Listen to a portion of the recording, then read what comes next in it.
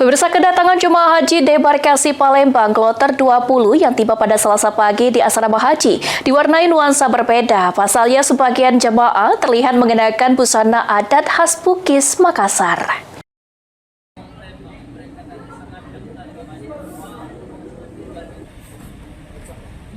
Sebanyak 367 jemaah tergabung dalam Kloter 20 debarkasi Palembang tiba di asrama haji pada Selasa pagi.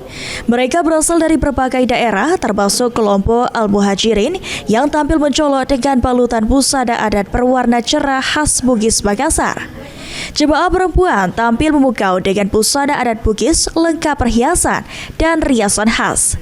Sementara jemaah laki-laki memakai gamis panjang dan surban ala Arab.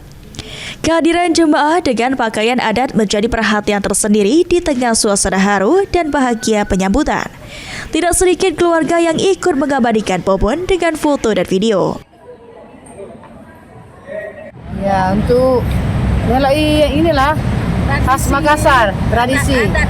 Oh, ibu sini dari Makassar ya, Bu ya? Ya, aslinya Makassar, tapi tinggal di Palembang. Oke, ini juga tradisi nenek moyang ya, Bu ya? Iya, ini baju besar namanya. Baju besar. Ini misbah. Oke, memang sebelum ke pulang tanah air mengenakan pakaian seperti ini ya, Bu ya? Iya.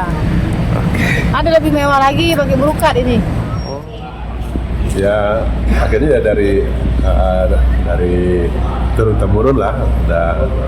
Biasanya kalau dari haji dia kebanyakan pakai pakaian seperti ini. Mungkin bagaimana Pak perasaan Bapak bisa memperkenalkan budaya daerah pada saat momen haji seperti ini, Pak? Ya, alhamdulillah ya sangat senang dan bangga juga. Musim haji tahun ini hampir usai. Sebanyak 7.350 jemaah telah tiba di tanah air. Meski begitu, momen kepulangan tetap menyisakan cerita dan warna tersendiri, termasuk semangat menjaga tradisi di tengah ibadah yang suci. Hafidz Zaidul, PAL TV.